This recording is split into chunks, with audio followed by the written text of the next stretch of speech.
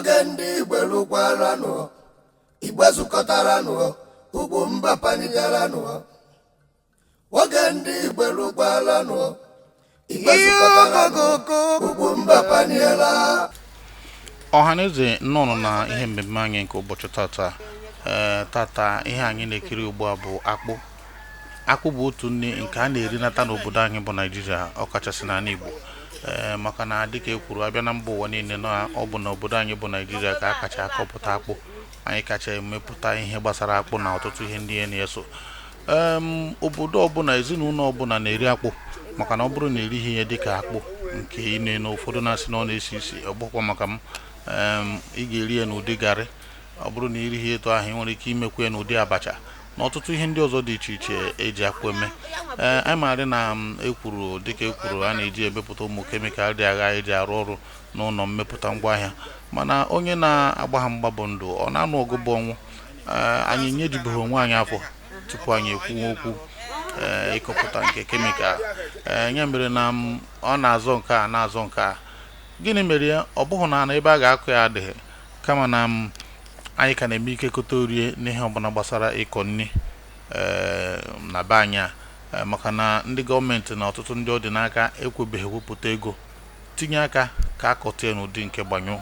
N'ụbọchị tata anyị na-aga, ọ bụrụ na isoro anyị ga-eru obodo a na-akpọ Nneka ụnọ dị na Ugwuogo n'Ike, Enugu steeti. Ebe a bụ nke ndị oyibo nwere ike ịkpọ farm settlement, nke bụ na ezinụlọ ọbụla izutere ebe a bụ ezinụlọ ọrụ ugbo. Ihe a na-akọkewa ebe a bụ akpụ. N'ime akpụ ahụ ha ji na-emepụtakewe ihe a kpọrọ garị. Ya mere n'ụbọchị tata na anyị ga-egosi unu ụmụnne anyị ndị si Ebonyi steeti wee bịa Enugu steeti fụ ana dị mma, wee sị na ha ga-eji ya na-akọpụta ihe ha ga-eri, na-azụ ụmụaka ha, na-azụkwa anyị bụ ndị bi n'obodo atọrọ township. Ugwumba.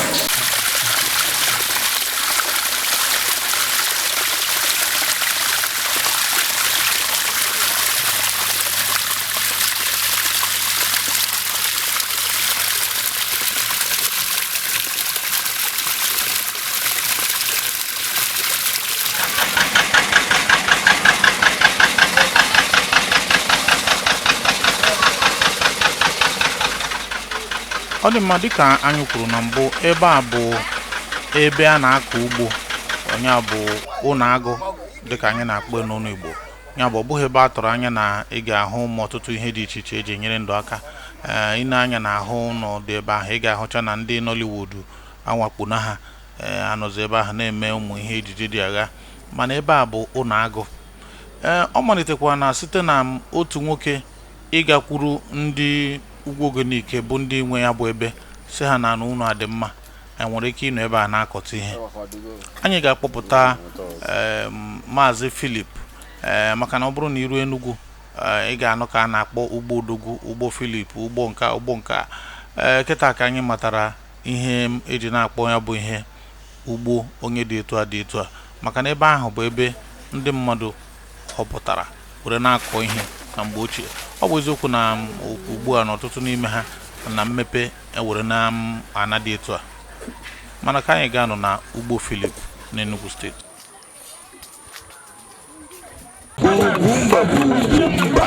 Biko kọrọ anyị afa onye ka bụ nna m. Abụ m Philip Ngele. Onye ebe? Onye Eza Abakaliki. Mana ebe anyị nọ bụ ebe? Ka nne nta bụ Nneka ụlọ. Kọtụrụ anyị etu isi bịa na Nneka ụlọ. Isi bịa na Nneka ụlọ bụ nnata mbịa na Nneka bịa kiriche ihe. A nọrọ ebe ahụ ofu na nri na-emeta ebe a.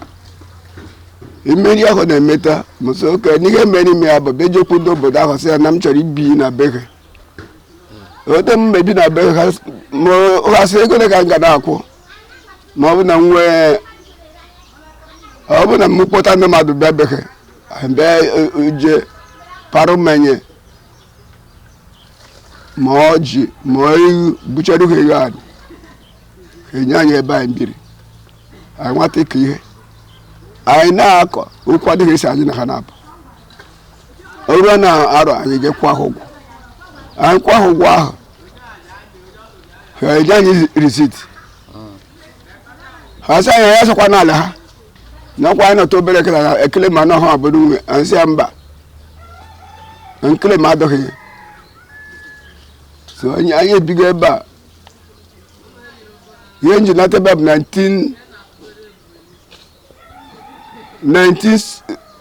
1978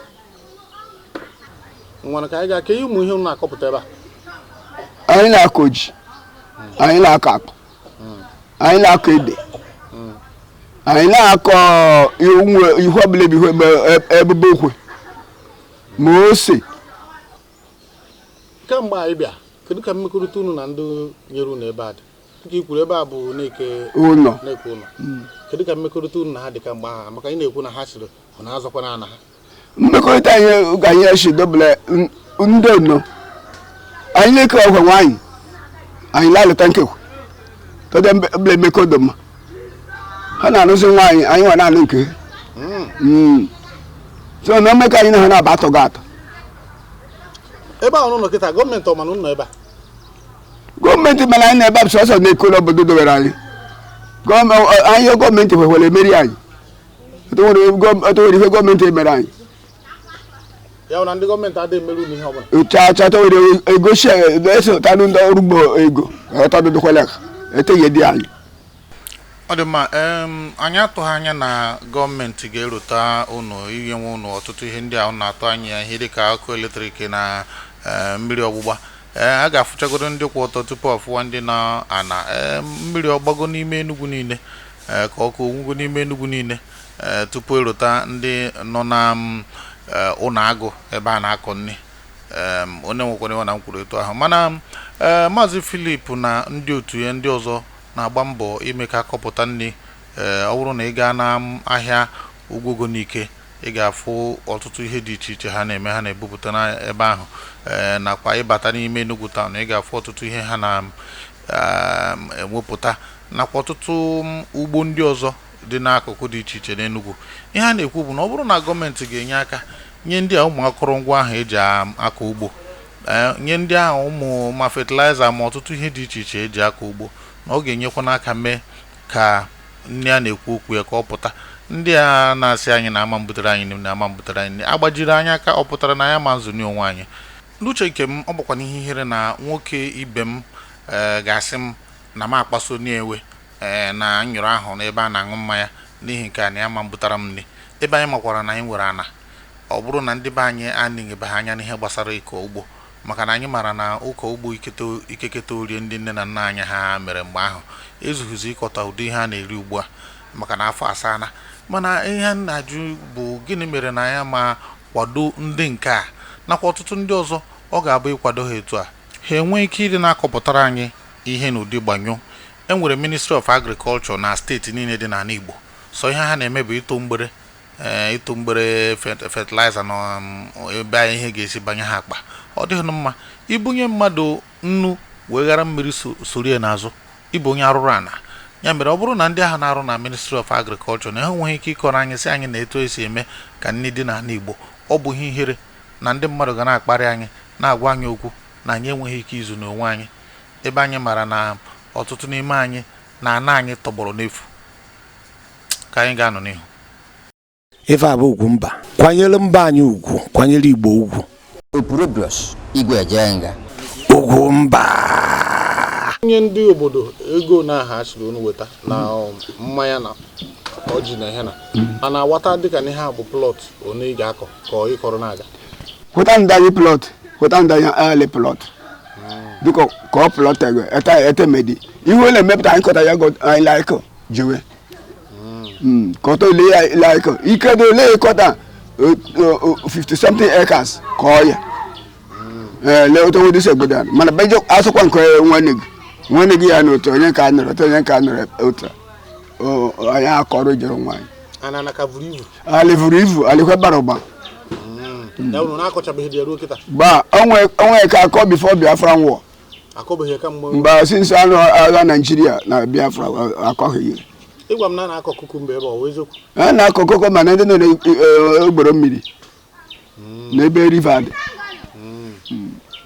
ebe ọkụ na-adịghị ebe a mmiri adịghị n'ebe a ka ebe uche weta mmiri na onwe mmiri dị leka ọgbalokwute eke nweta mmiri na bụla eke ekiji shink ka eturu si eri ndị mmadụ na-abịa ebe eburu ya kụrụ eburu ya pọp anyị ebeje bụ kweta ga site anyị leka gbashi anyị mmega anyị evuru eje shi orugwogo anyị na-edo orugwogo anyị ere ya anyị rege ya imena anyị regele ya kwụ anyị sheko na gota ihe anyị eri lotachi onye sikwenu n'ezi chọrọ iso bika ka ọ bịa sonyere unu na-akọ ihe mana obighị ebe a na-anabata ga-esi eme ya bụ ọ bụ na ịlaịkụ n'ihi abịa nọrọ ebe a na-aka ihe emebanye dịrị gije ebe ọga ahụ dobere anyị nọ n'aka ya bata ọga ahụ akpọrọ ikpọ jere ndị ọra onye ahụ jekwa ọra ndị obodo ahụ ọsọ na-ekwe na onye chọkwara ebe a nọ ebe a kọọ ihe ọ bụ na ị chọrọ n'ike ịchọrọ bụ kọọ n'ime abịa ma ebe ọ bụ ma na-enu nwoke laịka nọ n'Enugu na-akọ ijekwu ndị ahụ bụ ndị nwaanyị asị gị wata ebe a kọrọ ebe a dewe ịkọchasịkwa ịrụcha ya afịfịa ma ihe niile dị anya oge akpọgọ karị bịa gbara akpọgọ ịkwụ ahụ ụgwọ mana enweghị dịka na ịkọchara ihe ndị ọzọ nyere aka kpakọ ya dịka ndị oshi akpụ ma ọ bụ ihe ọ dị ebe a ka etunusi mba onye gwa nwazi oshileka egbo ogele onye bụkwa eji steeti wofụtakwe ọ bụ ete wofụti o nwere mmadụ n'ibekwe ekuje dumagana asọ ọdụ ngwala ya oruo n'omume ugbo onye ahụ eje na-ekwo emechakwa gbuo onye ahụ anyị achọkwa ndị ochie ebe a mba ọ bụrụ na ị na-esonyere Ugwumba TV ị ga-ahụ mmemme anyị gosipụtara ebe otu prọfesọ Chinedu Agbodike na ndị otu ya wepụtara atụmatụ iji nye ndị mmadụ ana megba atụmatụ gbadoro isi n'ụdị na ọtụtụ ana ndị na-achụgharị ihe na baa n'ime ya na ọ bụrụkwanụ na eji ya na-akọ ihe na enweghị ha agaghị enwe okere ịbata ebe ahụ ma ekwu ezie nke na anyị nwere nsogbu ndị nwaana na ha nwa kama ndị be anyị ga-ahapụkwa na ha nye nwa afọ Igbo chọrọ ịkọ ihe ka e were ya na-akọ sụsọ ihe ka a mara ka agụọ na ana ya bụ ọ bụrụ na ị chọrọ ịkọ ihe ọ bụrụ na ị chọrọ ịbanye n'ọrụ ugbo n'ụdị ọbụla onwe bụrụ na ana ebe a na-amasị gị ọtụtụ ihe na-eme ọfụma ebe ahụ ịkpọ anyị n'akara ekwentị anyị ga-akpọrọ gaa na obodo Enugu steeti ma ọ haziere ụzọ etu ị ga-esi gaa n'ogwugo n'ike ka ị kọwa ihe ọ dịkwa ọtụtụ ebe ndị ọzọ na-abụghị sọsọ ebe a ihe na-akọ bụ na ihe niile unu na-eme bụ ikeketa orie na gọọmenti dịka etu esi atinyere unu aka iweta dịka traktọ ma ọdụ na ntamadịkwe bụ traktọ adụghị aka na dị anyị ọ na-amaghị ihe bụ traktọ lee ya kwa ya ma ọbụla katapilo bịara aka eke emele ya ọtụ anyị ntamadịkwe bụ traktọ tọkọ ọrụ anyị takọjet gọọmenti ejidere anyị ka maka fertilizer a na-ekwu okwu afọ niile na-ekwu maka fertilizer ọ na-eru na etoruru anyị aka anyị tamadịkwe bụ fertilizer tekwede jere anyị aka anyị ata anyị erie ya ndị ụka nye erie ya anyị aṅakọrọ isi anyị aṅabe gọọmenti na-atego ugbo nwegịrị m anyị etowere iwe na-eru anyị aka mana akwa nkọta baa shi ekwele ka Enugu bịa azụ ndị shi pọta bụ evu ndị shi Imo steeti evu ike okotere ya bụ anyị nọ n'ime gọọmenti elegba anyị n'anya nke gọọmenti nyere anyị aka ekita ga na-eme le Ebonyi steeti maọbụ lee Enugu lek ndị shi ọnụcha abịaghị azụzụ ndị iwe bịata ete ihe dị anyị aka eweta ego anyị amadụ wee weta isi ome biznes kwa anyị beda anọdụ aka tagbo nwa anyị na-akwụ anyị nere primitive time na iwe dobara anyị bụ gọọmenti gbara anyị okwu gọọmenti ma ọsọ nyemeka oyere anyị kpatara ọsọ nyemeka ta kpatara ugbo Filip ọsọ nyemeka ugbo Filip na-eke ụlọ ta kpatara kwa ọsọ nyemeka lọfụ ọrụ anyị akọta gị nwoke akọta ugbo dị ka ta ruru almost ebe 40 something kampụ dị anyị mana ndị na ka awụ gọọmenti nyere anyị kata ọdụkwa ebe a na-akpọ ebe a ugbo Filip kedu ihe ji na-akpọ ya ugbo Filip m jere iji m jejekwa iji abịafụta ndị obodo nkwa na me ewa mbegidezi eme ekwu ugbo ozugbo ndị Ebonyi steeti wuru ndị ọzọ n'ebe a ndị Ebonyi steeti ne nwere ndị ọzọ na-abụghị ndị Ebonyi steeti na ugbo Filip a edo nkwo onye do bonye sheshi biakwano la bonye Ebonyi State eto nwede malende Enugu la be ko ba ko oru leka leshi anyị enweghị ohere ịga n'ebe nke bụ Ugbode mana obere nke anyị hụrụ n'ebe a ha bi ebi gosiri anyị na ana na-eke na-emeta akpụ nakwa ọtụtụ ihe ndị ọzọ dị iche iche. Echiche anyị nwee na-agbaga na ọ bụrụkwanụ na mmadụ ga-ewepụta ego tinye nke bụ factory ebe a ga na-emepụta ihe dịka garị na ọtụtụ ihe ndị ọzọ dị iche iche esi na akpụ enweta, na ọ ga-emekwanụ ka ndị a chezi ihu na ịkọ sịsọ akpụ ebe ọ bụ na enweghị ndị na-akụ ya akọ. Ana dị ezigbo ana na-emepụta akpụ dị, ndị ike dị ga na-akụ ya ụtụtụ ehihie dị. Ọ bụrụ na iburukwanụ factory ga na-emepụta garị na ọtụtụ ihe ndị ọzọ dị iche iche bịa n'ebe a, ama m na ọ ga-adị mma. Uche gị ọ dị ya? Mwakpo anyị n'ekwentị ka anyị haziere ụzọ. Ndị be anyị ndị Igbo, onye agha na nwanne ya jisie n'ike, ndewonu. Chukwu fụrụ anyị n'anya, anyị bụ ndị ezigbo mmadụ n'aha Jizọs, ka ọ gọzie ya. Agwa otu onye hụrụ na agha eke, ya mere anyị jisi ka anyị gakwa maka na ọ bụrụ na ị na-egosi nwata awọ n'ikpe okwutu ị ga na-emetụ ya aka, ka anyị gakwuru ndị na-eke ndị nwe ana ka anyị mara ka ọ bụkwa ihe ndị a kọrọ anyị ya bụ ihe ọ bụkwa eziokwu. Ngwa ka anyị ganụ.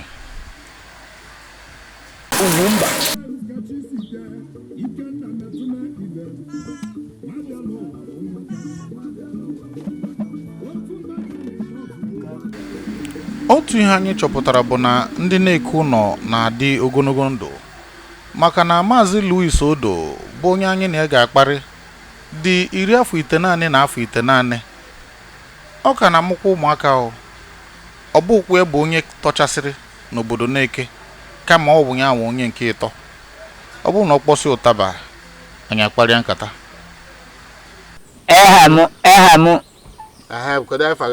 bụ Odo Mangana Odo Nwaọba mbụ ile obere inyi bụ echichi m chiri onye na-eke ụlọ n'ike.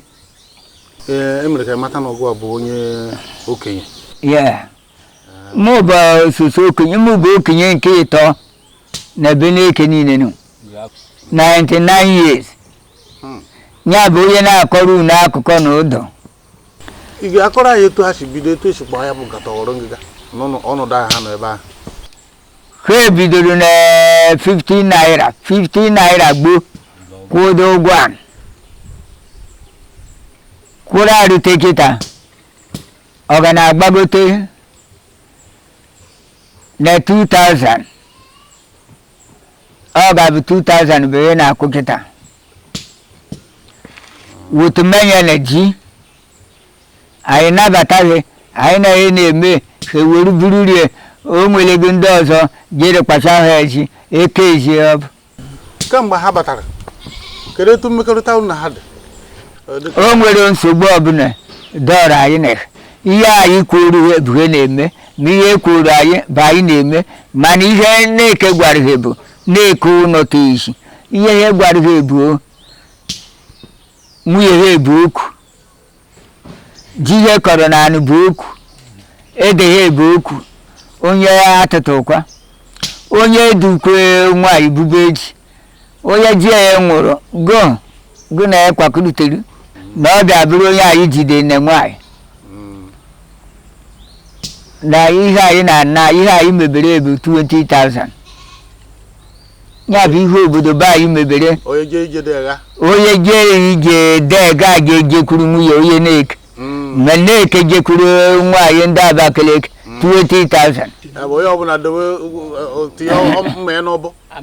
Iya anyị na ya na-anụrịta nwaanyị, anyị na-anụghị nwa ha mụtara n'ego na mụ nwa na onwe m nụ ka nwa Filip nnụta mụrụ.